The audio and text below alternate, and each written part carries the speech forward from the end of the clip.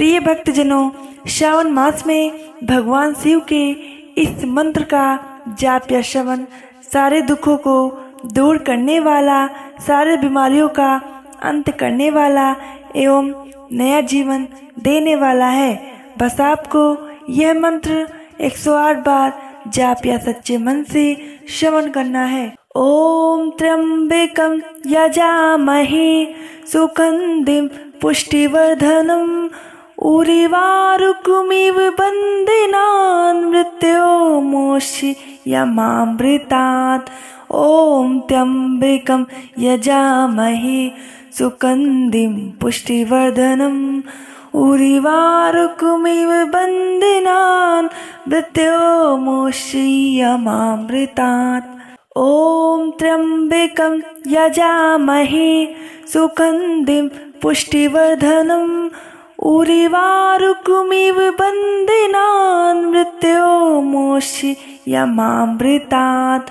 ओम त्र्यंबकं यजामहे सुगंधिं पुष्टिवर्धनम् उर्वारुकमिव बन्धनान् मृत्योर्मुक्षीयमामृतात्। ओम त्र्यंबकं यजामहे सुगंधिं पुष्टिवर्धनम् उर्वारुकमिव बन्धनान् मृत्योर्मुक्षीयमामृतात्। ओम त्र्यंबकं यजामहे सुगंधिं पुष्टिवर्धनम् उर्वारुकमिव बन्धनान् मृत्योर्मुक्षीयमामृतात्। ओम त्र्यंबकं यजामहे सुगंधिं पुष्टिवर्धनम् उर्वारुकमिव बन्धनान् मृत्योर्मुक्षीयमामृतात्। ओम त्र्यंबकं यजामहे सुगंधिं पुष्टिवर्धनम् उर्वारुकमिव बन्धनान् मृत्योर्मुक्षीयमामृतात्। ओम त्र्यंबकं यजामहे सुगंधिं पुष्टिवर्धनम् उर्वारुकमिव बन्धनान् मृत्योर्मुक्षीयमामृतात्। ओम त्र्यंबकं यजामहे सुगंधिं पुष्टिवर्धनम् उर्वारुकमिव बन्धनान् मृत्योर्मुक्षीयमामृतात्। ओम त्र्यंबकं यजामहे सुगंधिं पुष्टिवर्धनम् उर्वारुकमिव बन्धनान् मृत्योर्मुक्षीयमामृतात्। ओम त्र्यंबकं यजामहे सुगंधिं पुष्टिवर्धनम् उर्वारुकमिव बन्धनान् मृत्योर्मुक्षीयमामृतात्। ओम त्र्यंबकं यजामहे सुगंधिं पुष्टिवर्धनम् उर्वारुकमिव बन्धनान् मृत्योर्मुक्षीयमामृतात्।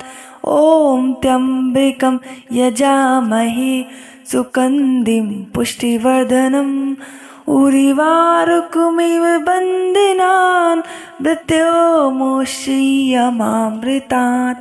ओम त्र्यंबकं यजामहे सुगंधिं पुष्टिवर्धनम् उर्वारुकमिव बन्धनान् मृत्योर्मुक्षीयमामृतात्। ओम त्र्यंबकं यजामहे सुगंधिं पुष्टिवर्धनम् उर्वारुकमिव बन्धनान् मृत्योर्मुक्षीयमामृतात्। ओम त्र्यंबकं यजामहे सुगंधिं पुष्टिवर्धनम् उर्वारुकमिव बन्धनान् मृत्योर्मुक्षीयमामृतात्। ओम त्र्यंबकं यजामहे सुगंधिं पुष्टिवर्धनम् उर्वारुकमिव बन्धनान् मृत्योर्मुक्षीयमामृतात्। ओम त्र्यंबकं यजामहे सुगंधिं पुष्टिवर्धनम् उर्वारुकमिव बन्दिनान् मृत्योर्मुक्षीयमामृतात्। ॐ त्र्यम्बकं यजामहे सुगन्धिं पुष्टिवर्धनम्। उर्वारुकमिव बन्दिनान् मृत्योर्मुक्षीयमामृतात्। ॐ त्र्यम्बकं यजामहे सुगन्धिं पुष्टिवर्धनम्। उर्वारुकमिव बन्दिनान् मृत्योर्मुक्षीयमामृतात्। ॐ त्र्यम्बकं यजामहे सुगन्धिं पुष्टिवर्धनम्। उर्वारुकमिव बन्दिनान् मृत्योर्मुक्षीयमामृतात्। ॐ त्र्यम्बकं यजामहे सुगन्धिं पुष्टिवर्धनम्। उर्वारुकमिव बन्दिनान् मृत्योर्मुक्षीयमामृतात्। ॐ त्र्यम्बकं यजामहे सुगन्धिं पुष्टिवर्धनम्। उर्वारुकमिव बन्दिनान् मृत्योर्मुक्षीयमामृतात्। ॐ त्र्यम्बकं यजामहे सुगन्धिं पुष्टिवर्धनम्। उर्वारुकमिव बन्दिनान् मृत्योर्मुक्षीयमामृतात्। ॐ त्र्यम्बकं यजामहे सुगन्धिं पुष्टिवर्धनम्। उर्वारुकमिव बन्दिनान् मृत्योर्मुक्षीयमामृतात्। ॐ त्र्यम्बकं यजामहे सुगन्धिं पुष्टिवर्धनम्। उर्वारुकमिव बन्दिनान् मृत्योर्मुक्षीयमामृतात्। ॐ त्र्यम्बकं यजामहे सुगन्धिं पुष्टिवर्धनम्। उर्वारुकमिव बन्दिनान् मृत्योर्मुक्षीयमामृतात्। ॐ त्र्यम्बकं यजामहे सुगन्धिं पुष्टिवर्धनम्। उर्वारुकमिव बन्दिनान् मृत्योर्मुक्षीयमामृतात्। ॐ त्र्यम्बकं यजामहे सुगन्धिं पुष्टिवर्धनम्। उर्वारुकमिव बन्दिनान् मृत्योर्मुक्षीयमामृतात्। ॐ त्र्यम्बकं यजामहे सुगन्धिं पुष्टिवर्धनम्। उर्वारुकमिव बन्दिनान् मृत्योर्मुक्षीयमामृतात्। ॐ त्र्यम्बकं यजामहे सुगन्धिं पुष्टिवर्धनम्। उर्वारुकमिव बन्दिनान् मृत्योर्मुक्षीयमामृतात्। ॐ त्र्यम्बकं यजामहे सुगन्धिं पुष्टिवर्धनम्। उर्वारुकमिव बन्दिनान् मृत्योर्मुक्षीयमामृतात्। ॐ त्र्यम्बकं यजामहे सुगन्धिं पुष्टिवर्धनम्। उर्वारुकमिव बन्दिनान् मृत्योर्मुक्षीयमामृतात्। ॐ त्र्यम्बकं यजामहे सुगन्धिं पुष्टिवर्धनम्। उर्वारुकमिव बन्दिनान् मृत्योर्मुक्षीयमामृतात्। ॐ त्र्यम्बकं यजामहे सुगन्धिं पुष्टिवर्धनम्। उर्वारुकमिव बन्दिनान् मृत्योर्मुक्षीयमामृतात्। ॐ त्र्यम्बकं यजामहे सुगन्धिं पुष्टिवर्धनम्। उर्वारुकमिव बन्दिनान् मृत्योर्मुक्षीयमामृतात्। ॐ त्र्यम्बकं यजामहे सुगन्धिं पुष्टिवर्धनम्। उर्वारुकमिव बन्दिनान् मृत्योर्मुक्षीयमामृतात्। ॐ त्र्यम्बकं यजामहे सुगन्धिं पुष्टिवर्धनम्। उर्वारुकमिव बन्दिनान् मृत्योर्मोक्षयमामृतात्। ॐ त्र्यम्बकं यजामहे सुगन्धिं पुष्टिवर्धनम्। उर्वारुकमिव बन्दिनान् मृत्योर्मोक्षयमामृतात्। ॐ त्र्यम्बकं यजामहे सुगन्धिं पुष्टिवर्धनम्। उर्वारुकमिव बन्दिनान् मृत्योर्मोक्षयमामृतात्। ॐ त्र्यम्बकं यजामहे सुगन्धिं पुष्टिवर्धनम्। उर्वारुकमिव बन्दिनान् मृत्योर्मोक्षयमामृतात्। ॐ त्र्यम्बकं यजामहे सुगन्धिं पुष्टिवर्धनम्। उर्वारुकमिव बन्दिनान् मृत्योर्मोक्षयमामृतात्। ॐ त्र्यम्बकं यजामहे सुगन्धिं पुष्टिवर्धनम्। उर्वारुकमिव बन्दिनान् मृत्योर्मोक्षयमामृतात्। ॐ त्र्यम्बकं यजामहे सुगन्धिं पुष्टिवर्धनम्। उर्वारुकमिव बन्दिनान् मृत्योर्मोक्षयमामृतात्। ॐ त्र्यम्बकं यजामहे सुगन्धिं पुष्टिवर्धनम्। उर्वारुकमिव बन्दिनान् मृत्योर्मोक्षयमामृतात्। ॐ त्र्यम्बकं यजामहे सुगन्धिं पुष्टिवर्धनम्। उर्वारुकमिव बन्दिनान् मृत्योर्मोक्षयमामृतात्। ॐ त्र्यम्बकं यजामहे सुगन्धिं पुष्टिवर्धनम्। उर्वारुकमिव बन्दिनान् मृत्योर्मोक्षयमामृतात्। ॐ त्र्यम्बकं यजामहे सुगन्धिं पुष्टिवर्धनम्। उर्वारुकमिव बन्दिनान् मृत्योर्मोक्षयमामृतात्। ॐ त्र्यम्बकं यजामहे सुगन्धिं पुष्टिवर्धनम्। उर्वारुकमिव बन्दिनान् मृत्योर्मोक्षयमामृतात्। ॐ त्र्यम्बकं यजामहे सुगन्धिं पुष्टिवर्धनम्। उर्वारुकमिव बन्दिनान् मृत्योर्मोक्षयमामृतात्। ॐ त्र्यम्बकं यजामहे सुगन्धिं पुष्टिवर्धनम्। उर्वारुकमिव बन्दिनान् मृत्योर्मोक्षयमामृतात्। ॐ त्र्यम्बकं यजामहे सुगन्धिं पुष्टिवर्धनम्। उर्वारुकमिव बन्दिनान् मृत्योर्मोक्षयमामृतात्।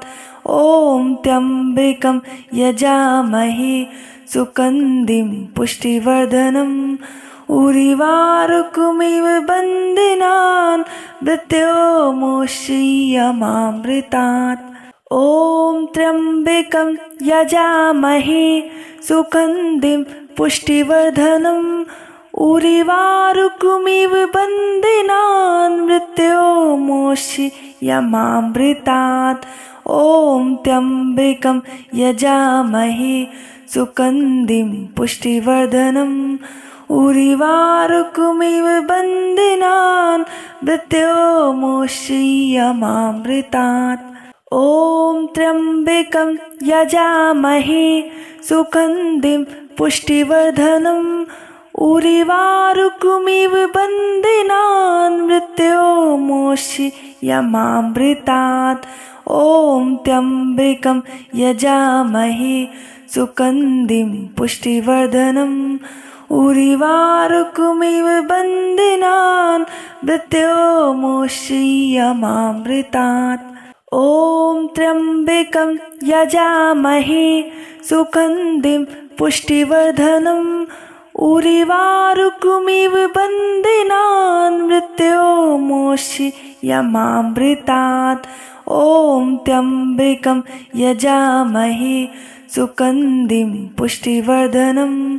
उर्वारुकमिव बन्दिनान् मृत्योर्मुक्षीयमामृतात्।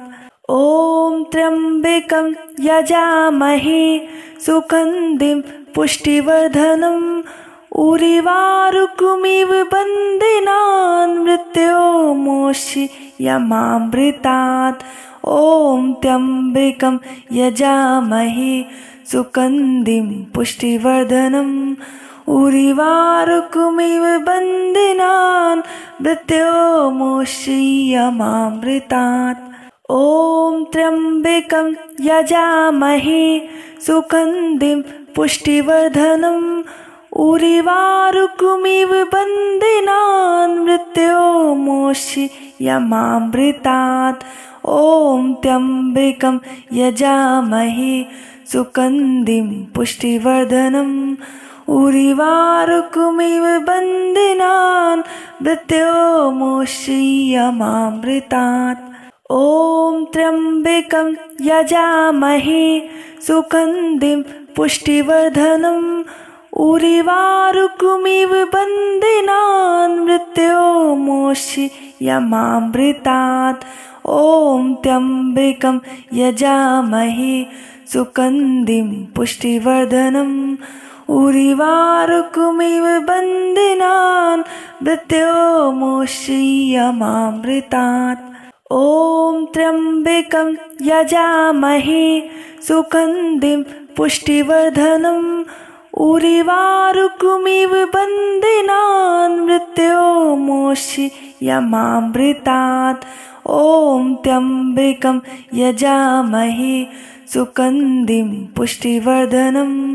उर्वारुकमिव बन्दिनान् मृत्योर्मुक्षीयमामृतात्। ॐ त्र्यम्बकं यजामहे सुगन्धिं पुष्टिवर्धनम्। उर्वारुकमिव बन्दिनान् मृत्योर्मुक्षीयमामृतात्। ॐ त्र्यम्बकं यजामहे सुगन्धिं पुष्टिवर्धनम्। उर्वारुकमिव बन्दिनान् मृत्योर्मुक्षीयमामृतात्। ॐ त्र्यम्बकं यजामहे सुगन्धिं पुष्टिवर्धनम्। उर्वारुकमिव बन्दिनान् मृत्योर्मुक्षीयमामृतात्। ॐ त्र्यम्बकं यजामहे सुगन्धिं पुष्टिवर्धनम्। उर्वारुकमिव बन्दिनान् मृत्योर्मुक्षीयमामृतात्। ॐ त्र्यम्बकं यजामहे सुगन्धिं पुष्टिवर्धनम्। उर्वारुकमिव बन्दिनान् मृत्योर्मुक्षीयमामृतात्। ॐ त्र्यम्बकं यजामहे सुगन्धिं पुष्टिवर्धनम्। उर्वारुकमिव बन्दिनान् मृत्योर्मुक्षीयमामृतात्। ॐ त्र्यम्बकं यजामहे सुगन्धिं पुष्टिवर्धनम्। उर्वारुकमिव बन्दिनान् मृत्योर्मुक्षीयमामृतात्। ॐ त्र्यम्बकं यजामहे सुगन्धिं पुष्टिवर्धनम्। उर्वारुकमिव बन्दिनान् मृत्योर्मुक्षीयमामृतात्। ॐ त्र्यम्बकं यजामहे सुगन्धिं पुष्टिवर्धनम्। उर्वारुकमिव बन्दिनान् मृत्योर्मुक्षीयमामृतात्। ॐ त्र्यम्बकं यजामहे सुगन्धिं पुष्टिवर्धनम्। उर्वारुकमिव बन्दिनान् मृत्योर्मुक्षीयमामृतात्।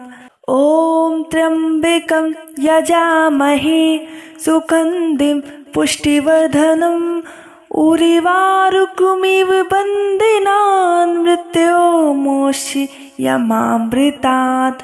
ॐ त्र्यम्बकं यजामहे सुगन्धिं पुष्टिवर्धनम्।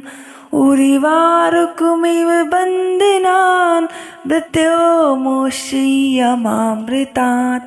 ॐ त्र्यम्बकं यजामहे सुगन्धिं पुष्टिवर्धनम्। उर्वारुकमिव बन्धनान् मृत्योर्मोक्षयमामृतात्।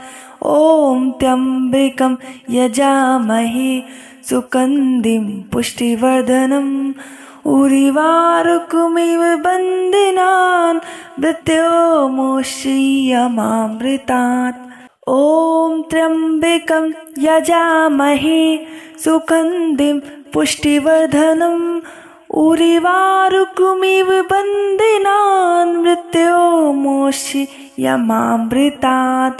ॐ त्र्यम्बकं यजामहे सुगन्धिं पुष्टिवर्धनम्।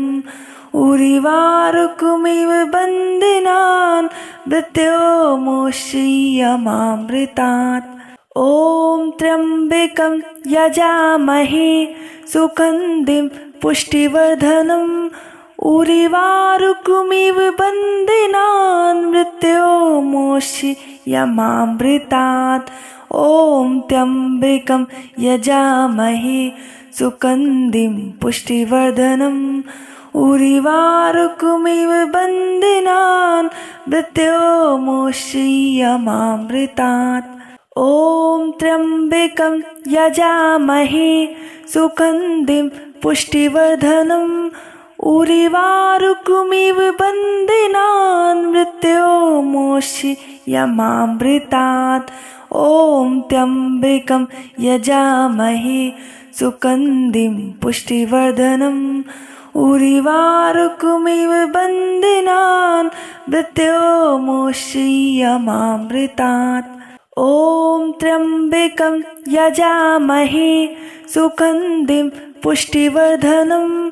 उर्वारुकमिव बन्धनान् मृत्योर्मोक्षयमामृतात्। ॐ त्र्यम्बकं यजामहे सुगन्धिं पुष्टिवर्धनम्। उर्वारुकमिव बन्धनान् मृत्योर्मोक्षयमामृतात्। ॐ त्र्यम्बकं यजामहे सुगन्धिं पुष्टिवर्धनम्। उर्वारुकमिव बन्धनान् मृत्योर्मोक्षयमामृतात्। ॐ त्र्यम्बकं यजामहे सुगन्धिं पुष्टिवर्धनम्। उर्वारुकमिव बन्धनान् मृत्योर्मोक्षयमामृतात्। ॐ त्र्यम्बकं यजामहे सुगन्धिं पुष्टिवर्धनम्। उर्वारुकमिव बन्धनान् मृत्योर्मोक्षयमामृतात्। ॐ त्र्यम्बकं यजामहे सुगन्धिं पुष्टिवर्धनम्। उर्वारुकमिव बन्धनान् मृत्योर्मोक्षयमामृतात्। ॐ त्र्यम्बकं यजामहे सुगन्धिं पुष्टिवर्धनम्। उर्वारुकमिव बन्धनान् मृत्योर्मोक्षयमामृतात्। ॐ त्र्यम्बकं यजामहे सुगन्धिं पुष्टिवर्धनम्। उर्वारुकमिव बन्धनान् मृत्योर्मोक्षयमामृतात्। ॐ त्र्यम्बकं यजामहे सुगन्धिं पुष्टिवर्धनम्। उर्वारुकमिव बन्धनान् मृत्योर्मोक्षयमामृतात्। ॐ त्र्यम्बकं यजामहे सुगन्धिं पुष्टिवर्धनम्। उर्वारुकमिव बन्धनान् मृत्योर्मोक्षयमामृतात्। ॐ त्र्यम्बकं यजामहे सुगन्धिं पुष्टिवर्धनम्। उर्वारुकमिव बन्दिनान् मृत्योर्मुक्षीयमामृतात्। ॐ त्र्यम्बकं यजामहे सुगन्धिं पुष्टिवर्धनम्। उर्वारुकमिव बन्दिनान् मृत्योर्मुक्षीयमामृतात्। ॐ त्र्यम्बकं यजामहे सुगन्धिं पुष्टिवर्धनम्। उर्वारुकमिव बन्दिनान् मृत्योर्मुक्षीयमामृतात्। ॐ त्र्यम्बकं यजामहे सुगन्धिं पुष्टिवर्धनम्। उर्वारुकमिव बन्दिनान् मृत्योर्मुक्षीयमामृतात्। ॐ त्र्यम्बकं यजामहे सुगन्धिं पुष्टिवर्धनम्। उर्वारुकमिव बन्दिनान् मृत्योर्मुक्षीयमामृतात्। ॐ त्र्यम्बकं यजामहे सुगन्धिं पुष्टिवर्धनम्। उर्वारुकमिव बन्दिनान् मृत्योर्मुक्षीयमामृतात्। ॐ त्र्यम्बकं यजामहे सुगन्धिं पुष्टिवर्धनम्। उर्वारुकमिव बन्दिनान् मृत्योर्मुक्षीयमामृतात्। ॐ त्र्यम्बकं यजामहे सुगन्धिं पुष्टिवर्धनम्। उर्वारुकमिव बन्दिनान् मृत्योर्मुक्षीयमामृतात्। ॐ त्र्यम्बकं यजामहे सुगन्धिं पुष्टिवर्धनम्। उर्वारुकमिव बन्दिनान् मृत्योर्मुक्षीयमामृतात्। ॐ त्र्यम्बकं यजामहे सुगन्धिं पुष्टिवर्धनम्। उर्वारुकमिव बन्दिनान् मृत्योर्मुक्षीयमामृतात्। ॐ त्र्यम्बकं यजामहे सुगन्धिं पुष्टिवर्धनम्।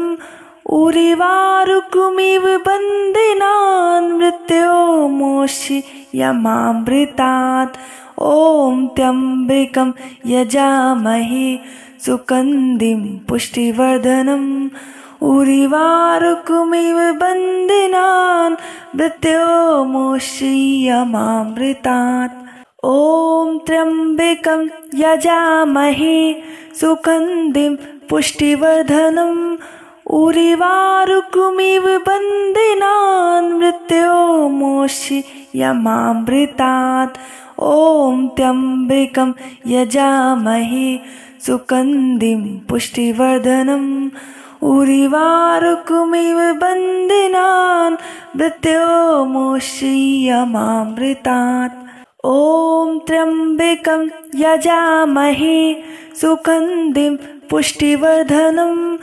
उर्वारुकमिव बन्दिनान् मृत्योर्मुक्षीयमामृतात्। ॐ त्र्यम्बकं यजामहे सुगन्धिं पुष्टिवर्धनम्। उर्वारुकमिव बन्दिनान् मृत्योर्मुक्षीयमामृतात्। ॐ त्र्यम्बकं यजामहे सुगन्धिं पुष्टिवर्धनम्। उर्वारुकमिव बन्दिनान् मृत्योर्मुक्षीयमामृतात्। ॐ त्र्यम्बकं यजामहे सुगन्धिं पुष्टिवर्धनम्।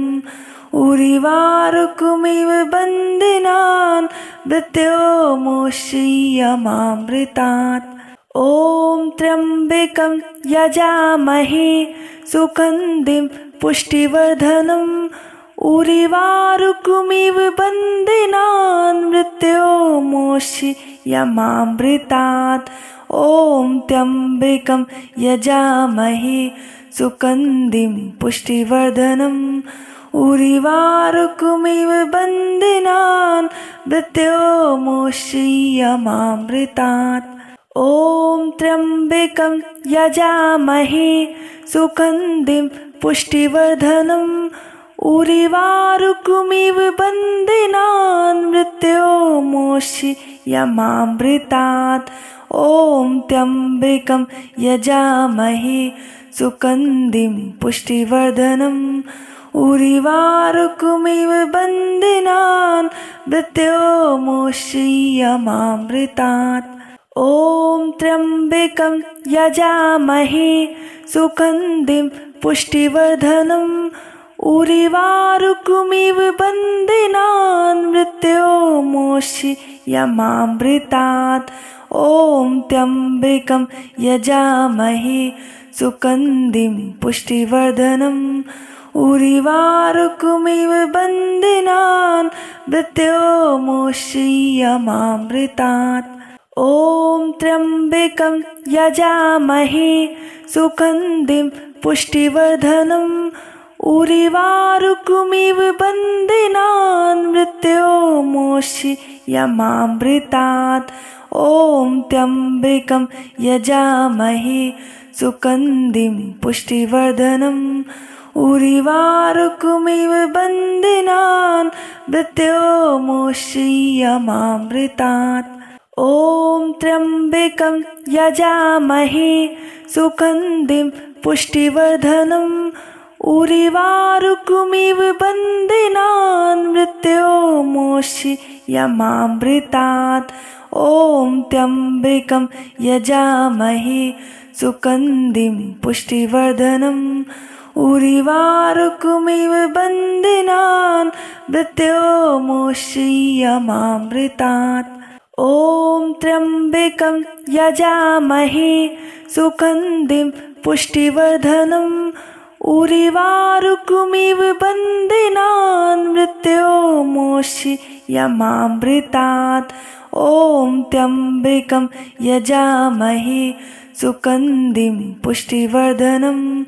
उर्वारुकमिव बन्धनान् मृत्योर्मोक्षयमामृतात्। ॐ त्र्यम्बकं यजामहे सुगन्धिं पुष्टिवर्धनम्। उर्वारुकमिव बन्धनान् मृत्योर्मोक्षयमामृतात्। ॐ त्र्यम्बकं यजामहे सुगन्धिं पुष्टिवर्धनम्।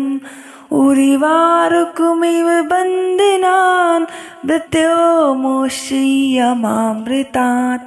ॐ त्र्यम्बकं यजामहे सुगन्धिं पुष्टिवर्धनम्। उर्वारुकमिव बन्धनान् मृत्योर्मोक्षयमामृतात्। ॐ त्र्यम्बकं यजामहे सुगन्धिं पुष्टिवर्धनम्। उर्वारुकमिव बन्धनान् मृत्योर्मोक्षयमामृतात्। ॐ त्र्यम्बकं यजामहे सुगन्धिं पुष्टिवर्धनम्। उर्वारुकमिव बन्धनान् मृत्योर्मोक्षयमामृतात्। ॐ त्र्यम्बकं यजामहे सुगन्धिं पुष्टिवर्धनम्। उर्वारुकमिव बन्धनान् मृत्योर्मोक्षयमामृतात्। ॐ त्र्यम्बकं यजामहे सुगन्धिं पुष्टिवर्धनम्। उर्वारुकमिव बन्धनान् मृत्योर्मोक्षयमामृतात्। ॐ त्र्यम्बकं यजामहे सुगन्धिं पुष्टिवर्धनम्। उर्वारुकमिव बन्धनान् मृत्योर्मोक्षयमामृतात्। ॐ त्र्यम्बकं यजामहे सुगन्धिं पुष्टिवर्धनम्। उर्वारुकमिव बन्धनान् मृत्योर्मोक्षयमामृतात्। ॐ त्र्यम्बकं यजामहे सुगन्धिं पुष्टिवर्धनम्। उर्वारुकमिव बन्धनान् मृत्योर्मोक्षयमामृतात्। ॐ त्र्यम्बकं यजामहे सुगन्धिं पुष्टिवर्धनम्। उर्वारुकमिव बन्दिनान् मृत्योर्मोक्षयमामृतात्। ॐ त्र्यम्बकं यजामहे सुगन्धिं पुष्टिवर्धनम्। उर्वारुकमिव बन्दिनान् मृत्योर्मोक्षयमामृतात्। ॐ त्र्यम्बकं यजामहे सुगन्धिं पुष्टिवर्धनम्। उर्वारुकमिव बन्दिनान् मृत्योर्मोक्षयमामृतात्। ॐ त्र्यम्बकं यजामहे सुगन्धिं पुष्टिवर्धनम्। उर्वारुकमिव बन्दिनान् मृत्योर्मोक्षयमामृतात्। ॐ त्र्यम्बकं यजामहे सुगन्धिं पुष्टिवर्धनम्। उर्वारुकमिव बन्दिनान् मृत्योर्मोक्षयमामृतात्। ॐ त्र्यम्बकं यजामहे सुगन्धिं पुष्टिवर्धनम्।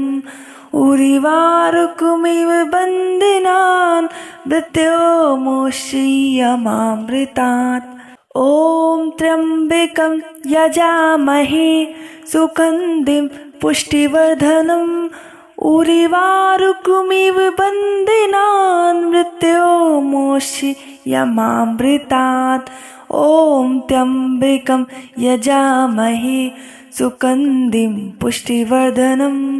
उर्वारुकमिव बन्दिनान् मृत्योर्मोक्षयमामृतात्। ॐ त्र्यम्बकं यजामहे सुगन्धिं पुष्टिवर्धनम्। उर्वारुकमिव बन्दिनान् मृत्योर्मोक्षयमामृतात्। ॐ त्र्यम्बकं यजामहे सुगन्धिं पुष्टिवर्धनम्। उर्वारुकमिव बन्दिनान् मृत्योर्मोक्षयमामृतात्। ॐ त्र्यम्बकं यजामहे सुगन्धिं पुष्टिवर्धनम्। उर्वारुकमिव बन्दिनान् मृत्योर्मोक्षयमामृतात्। ॐ त्र्यम्बकं यजामहे सुगन्धिं पुष्टिवर्धनम्। उर्वारुकमिव बन्दिनान् मृत्योर्मोक्षयमामृतात्। ॐ त्र्यम्बकं यजामहे सुगन्धिं पुष्टिवर्धनम्। उर्वारुकमिव बन्दिनान् मृत्योर्मोक्षयमामृतात्। ॐ त्र्यम्बकं यजामहे सुगन्धिं पुष्टिवर्धनम्। उर्वारुकमिव बन्दिनान् मृत्योर्मोक्षयमामृतात्। ॐ त्र्यम्बकं यजामहे सुगन्धिं पुष्टिवर्धनम्। उर्वारुकमिव बन्दिनान् मृत्योर्मोक्षयमामृतात्। ॐ त्र्यम्बकं यजामहे सुगन्धिं पुष्टिवर्धनम्। उर्वारुकमिव बन्दिनान् मृत्योर्मोक्षयमामृतात्। ॐ त्र्यम्बकं यजामहे सुगन्धिं पुष्टिवर्धनम्। उर्वारुकमिव बन्दिनान् मृत्योर्मोक्षयमामृतात्। ॐ त्र्यम्बकं यजामहे सुगन्धिं पुष्टिवर्धनम्। उर्वारुकमिव बन्दिनान् मृत्योर्मोक्षयमामृतात्। ॐ त्र्यम्बकं यजामहे सुगन्धिं पुष्टिवर्धनम्। उर्वारुकमिव बन्दिनान् मृत्योर्मोक्षयमामृतात्। ॐ त्र्यम्बकं यजामहे सुगन्धिं पुष्टिवर्धनम्। उर्वारुकमिव बन्दिनान् मृत्योर्मोक्षयमामृतात्। ॐ त्र्यम्बकं यजामहे सुगन्धिं पुष्टिवर्धनम्। उर्वारुकमिव बन्दिनान् मृत्योर्मुक्षीयमामृतात्। ॐ त्र्यम्बकं यजामहे सुगन्धिं पुष्टिवर्धनम्। उर्वारुकमिव बन्दिनान् मृत्योर्मुक्षीयमामृतात्। ॐ त्र्यम्बकं यजामहे सुगन्धिं पुष्टिवर्धनम्। उर्वारुकमिव बन्दिनान् मृत्योर्मुक्षीयमामृतात्। ॐ त्र्यम्बकं यजामहे सुगन्धिं पुष्टिवर्धनम्। उर्वारुकमिव बन्दिनान् मृत्योर्मुक्षीयमामृतात्। ॐ त्र्यम्बकं यजामहे सुगन्धिं पुष्टिवर्धनम्। उर्वारुकमिव बन्दिनान् मृत्योर्मुक्षीयमामृतात्। ॐ त्र्यम्बकं यजामहे सुगन्धिं पुष्टिवर्धनम्। उर्वारुकमिव बन्दिनान् मृत्योर्मुक्षीयमामृतात्। ॐ त्र्यम्बकं यजामहे सुगन्धिं पुष्टिवर्धनम्। उर्वारुकमिव बन्दिनान् मृत्योर्मुक्षीयमामृतात्। ॐ त्र्यम्बकं यजामहे सुगन्धिं पुष्टिवर्धनम्। उर्वारुकमिव बन्दिनान् मृत्योर्मुक्षीयमामृतात्। ॐ त्र्यम्बकं यजामहे सुगन्धिं पुष्टिवर्धनम्। उर्वारुकमिव बन्दिनान् मृत्योर्मुक्षीयमामृतात्। ॐ त्र्यम्बकं यजामहे सुगन्धिं पुष्टिवर्धनम्। उर्वारुकमिव बन्दिनान् मृत्योर्मुक्षीयमामृतात्। ॐ त्र्यम्बकं यजामहे सुगन्धिं पुष्टिवर्धनम्।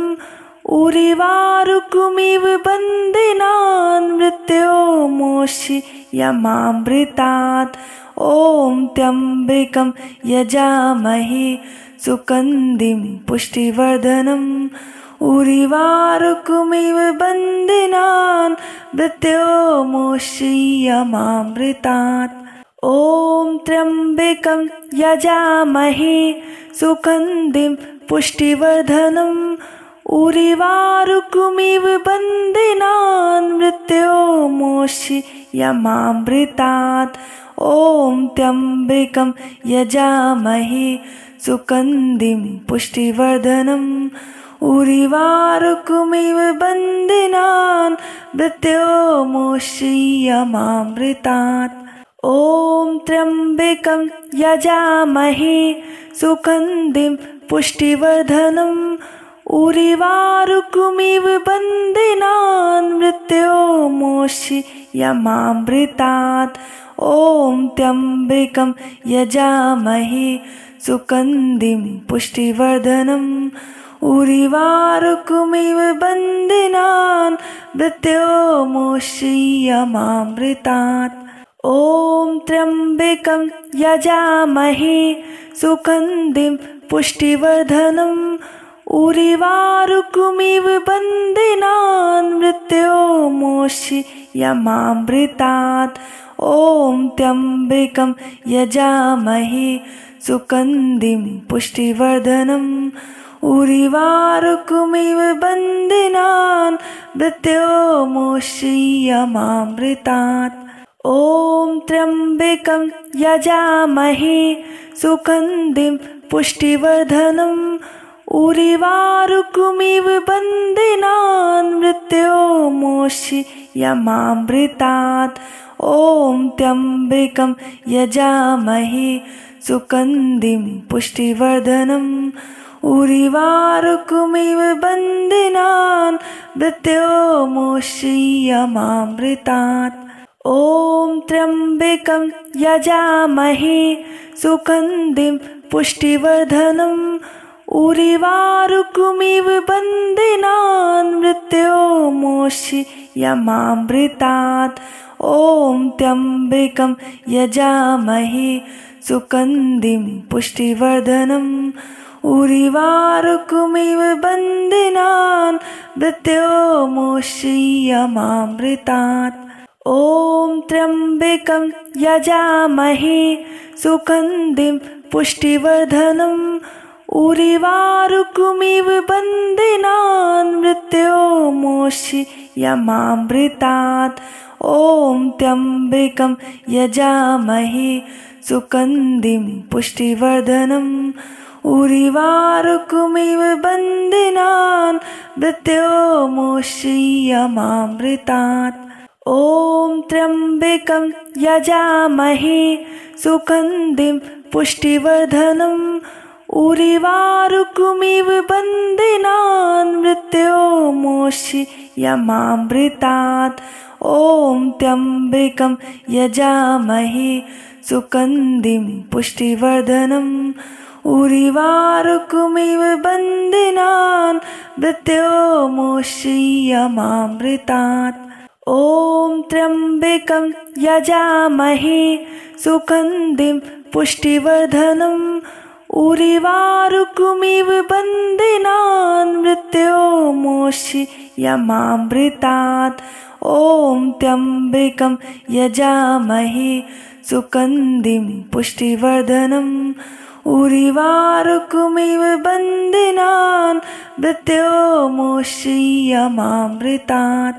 ॐ त्र्यम्बकं यजामहे सुगन्धिं पुष्टिवर्धनम् उर्वारुकमिव बन्धनान् मृत्योर्मुक्षीयमामृतात्।